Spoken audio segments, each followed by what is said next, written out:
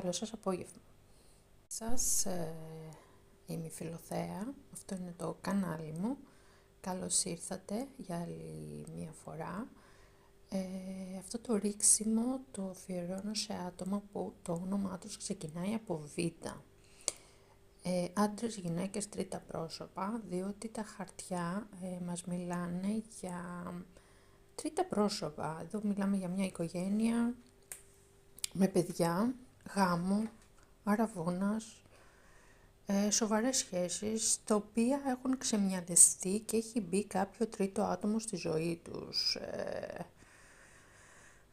Κάποιο τρίτο άτομο στη ζωή τους, το οποίο τους έχει αναστατώσει, τους έχουν κάνει να ονειρευτεί. Υπάρχει απιστία, φυσική απιστία,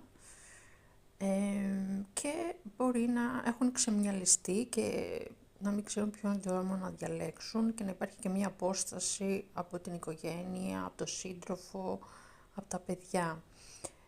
Αυτό που βλέπω στα χαρτιά είναι ότι δεν υπάρχει χωρισμός, υπάρχει απομάκρυνση.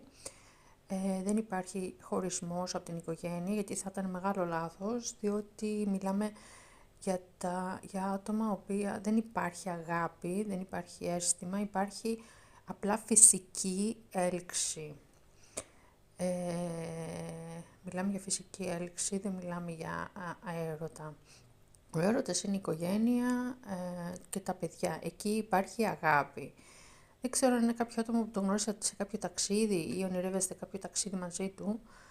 Παντός δεν είναι και... δεν έχει και ιδιαίτερη μόρφωση. Μιλάμε και για ένα άτομο ίσως άξεστο, να μιλάει και λίγο άσχημα, να ασχολείται πολύ με το σώμα του, αν είναι κορίτσι, ξέρω εγώ, ή αγόρι. Τέλος πάντων, και άπιστο επίσης. Αυτό που θέλω να πω είναι ότι καλά περάσατε, ωραία ήτανε, σκεφτείτε για ποιο λόγο το κάνατε και δεν αξίζει να χωρίσετε, γιατί η οικογένεια είναι, η αγάπη βρίσκεται στην οικογένεια. Αυτά έχω να σας πω. Καλό σας απόγευμα.